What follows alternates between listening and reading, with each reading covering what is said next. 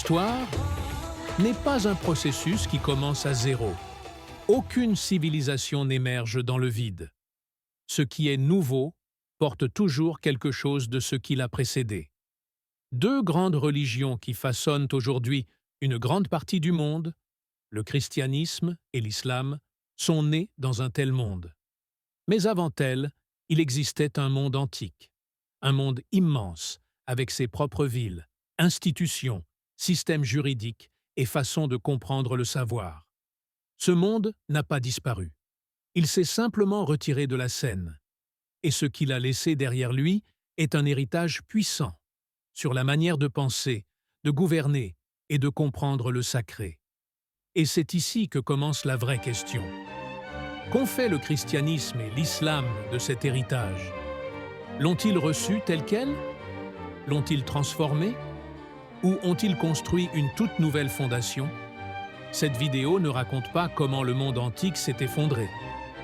Elle tente de montrer comment cet héritage a été transmis au christianisme et à l'islam, et comment ces deux croyances se sont élevées sur des fondations antiques.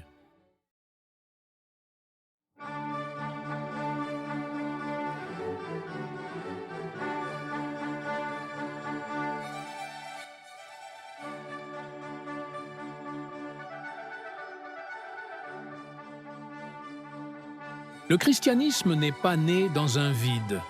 Il est apparu à un moment où l'ordre romain commençait à se décomposer, mais où sa mentalité et ses institutions restaient puissantes et influentes. La relation entre le christianisme et le monde antique n'a pas été une rupture. Il s'agissait plutôt de réorganiser et de transformer l'héritage reçu. Dans ses premières étapes, le christianisme possédait une souplesse qui lui permettait d'entrer en contact avec les concepts et institutions antiques. Au cœur de cette souplesse se trouvait l'idée de prophétie. Le christianisme n'a pas développé immédiatement un enseignement normatif détaillé.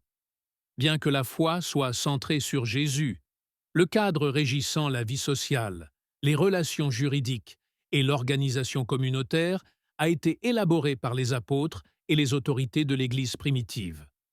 Cette distance entre le noyau de la foi et les pratiques sociales a créé un espace d'interprétation, permettant à la religion de s'adapter à différents contextes et réalités. Ainsi, dès les premiers siècles, le christianisme s'est développé en interaction avec les structures existantes. Les textes religieux n'étaient pas lus comme des règles immuables, mais interprétés à la lumière des formes sociales et politiques de l'époque.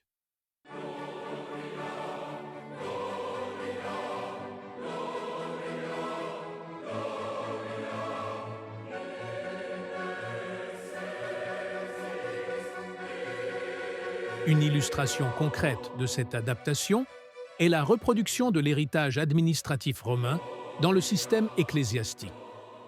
De nombreux concepts, titres et hiérarchies de l'administration civile ont été intégrés à l'organisation de l'Église. Les diocèses coïncidaient souvent avec les divisions administratives romaines, et les fonctions comme métropolitain ou patriarche reproduisaient la hiérarchie impériale.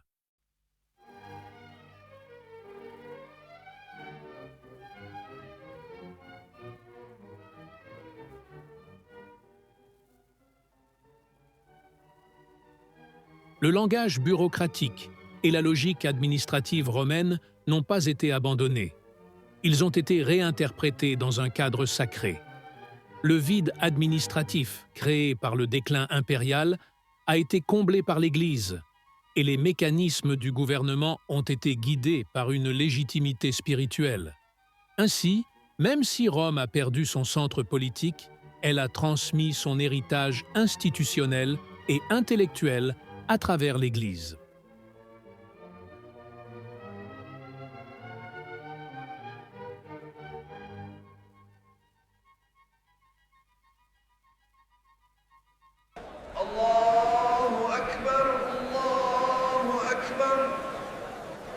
L'islam, à son apparition, s'est inscrit dans un contexte historique où le monde antique avait laissé un héritage riche, mais fragmenté.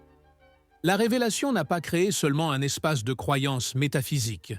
Elle a agi comme un guide fondateur, façonnant directement l'ordre social, les relations morales et la vie publique. Ainsi, dans les premières étapes de l'islam, la religion et le monde n'étaient pas deux domaines séparés.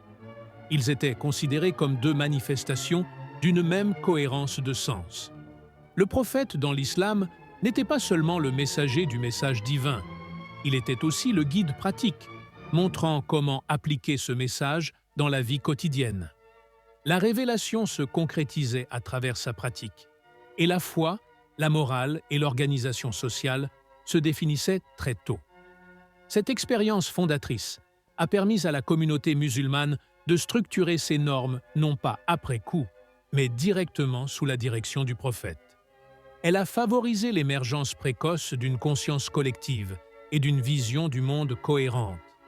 Le principe de la tawhid, l'unicité de Dieu, a guidé la compréhension du monde.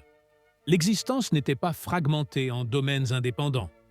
Elle était perçue comme un ordre hiérarchique et intégré, où la connaissance, le pouvoir, le droit et l'éthique étaient reliés par un même principe. Un exemple frappant de cette approche apparaît pendant la période abbasside.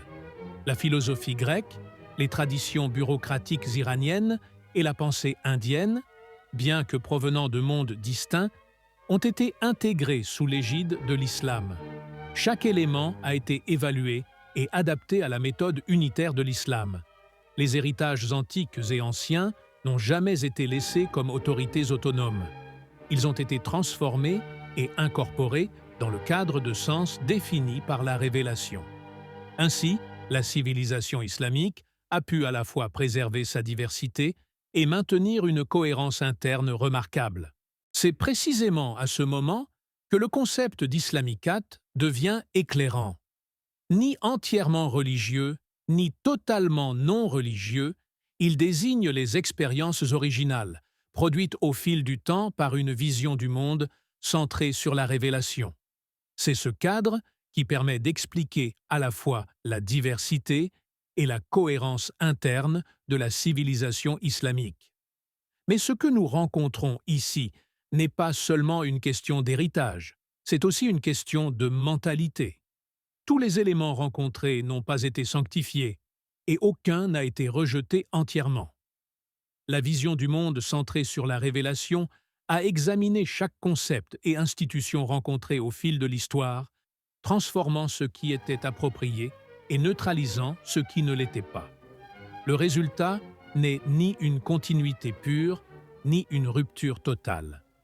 Au contraire, il s'agit d'une structure issue d'une longue et profonde expérience historique, où des éléments provenant de différentes sphères de civilisation ont été intégrés autour d'un centre de sens unique. Comprendre cette période, ce n'est pas seulement comprendre le passé, c'est aussi comprendre les conflits, les crises et les discours fondamentaux du monde d'aujourd'hui, car les racines du monde occidental ont été façonnées par Rome, reposant sur ses institutions, son droit et la continuité de son administration. Les racines du monde islamique, elles, reposent sur une méthode unitaire. Elles placent le principe au centre et produisent la forme dans l'histoire. Ces deux héritages continuent, aujourd'hui encore, à se manifester comme des réponses différentes aux mêmes questions posées par le monde.